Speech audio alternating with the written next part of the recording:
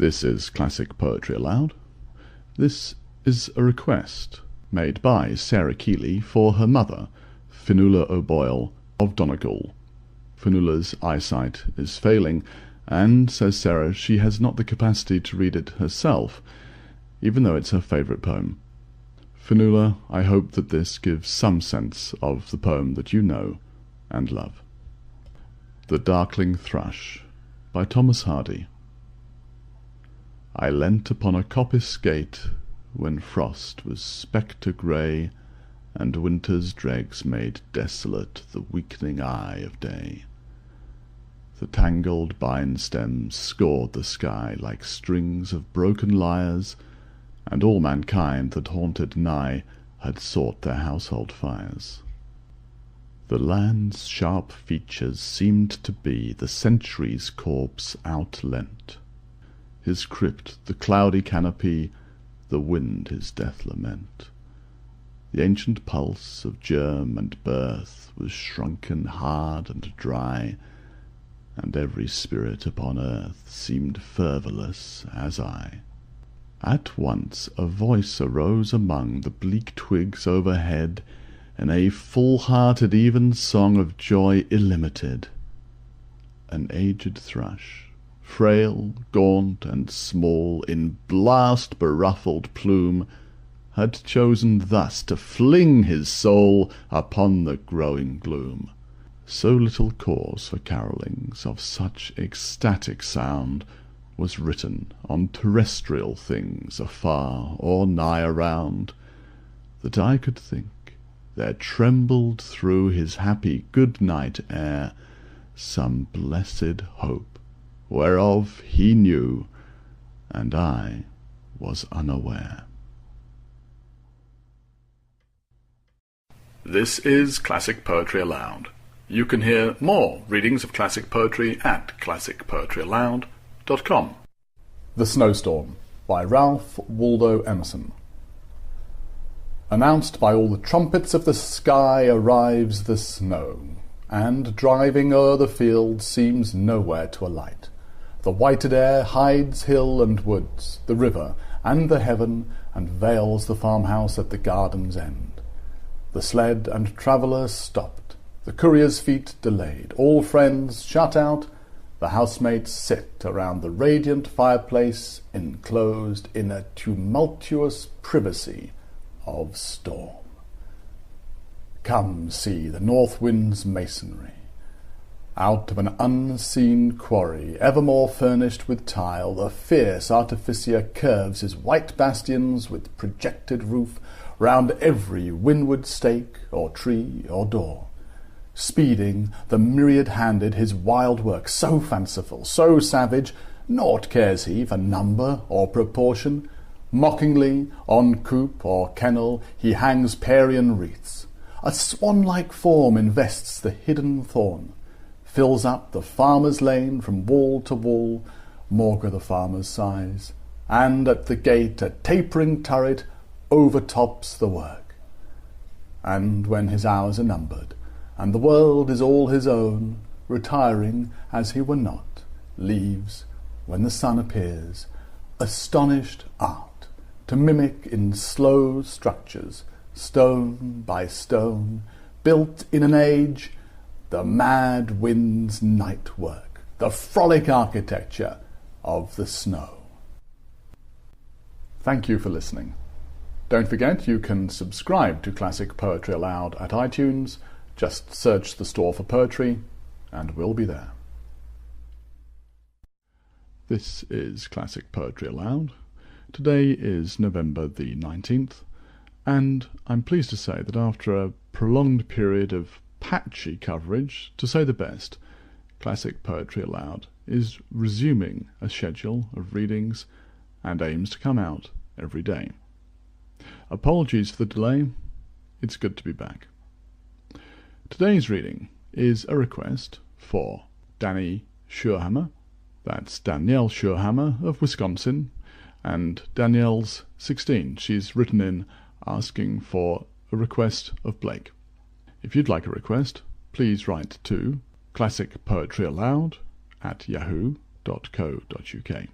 Here is Daniel's reading, A Prologue to Edward IV, commonly called Lullaby, by William Blake. Oh, for a voice like thunder, and a tongue to drown the throat of war, when the senses are shaken, and the soul is driven to madness, who can stand? When the souls of the oppressed fight in the troubled air that rages, who can stand? When the whirlwind of fury comes from the throne of God, when the frowns of his countenance drive the nations together, who can stand? When sin claps his broad wings over the battle, and sails rejoicing in the flood of death, when souls are torn to everlasting fire, and fiends of hell rejoice upon the slain, oh, who can stand? Oh, who hath caused this? Oh, who can answer at the throne of God? The kings and nobles of the land have done it.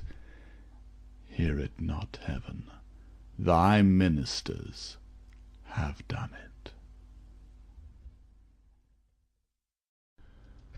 This is Classic Poetry Aloud.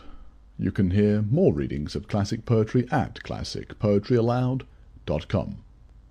The Mahogany Tree, by William Makepeace Thackeray. The mahogany tree was a name used in the 19th century to describe the dining table, coming from the wood mahogany imported to England from the Americas. Christmas is here. Winds whistle shrill, icy and chill. Little care we, little we fear weather without, shelter about the mahogany tree. Once on the boughs birds of rare plume sang in its bloom. Night birds are we, here we carouse, singing like them, perched round the stem of the jolly old tree. Here let us sport, boys, as we sit, laughter and wit flashing so free. Life is but short. When we are gone, let them sing on round the old tree. Evenings we knew, happy as this, faces we miss, pleasant to see.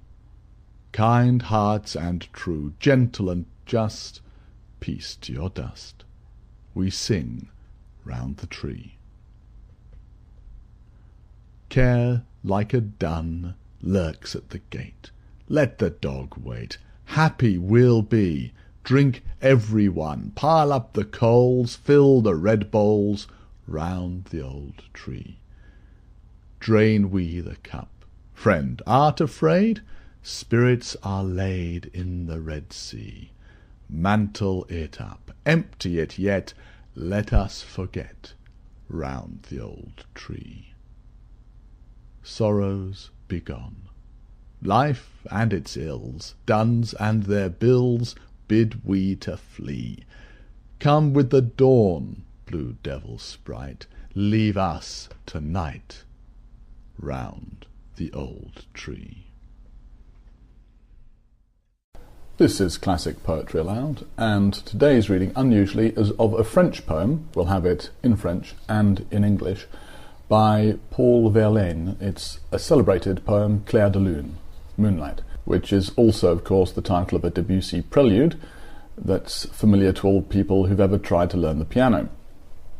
And if it seems strange to listen to a poem in French, I think it's a great example of listening to the words purely for their sound and the emotional impact they can have.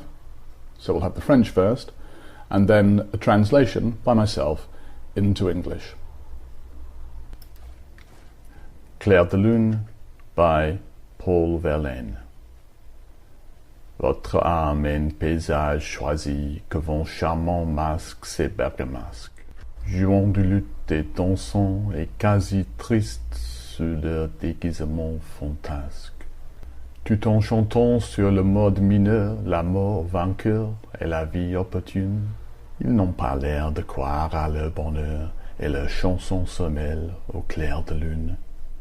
Ô calme clair de lune, triste et beau, qui fait rêver les oiseaux dans les arbres, et sangloter l'extase, les jets d'eau, les grands jets d'eau sveltes, parmi les marbres.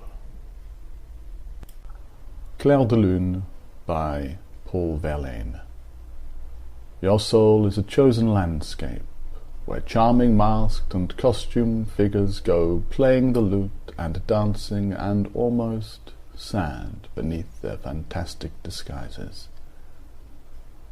All sing in a minor key.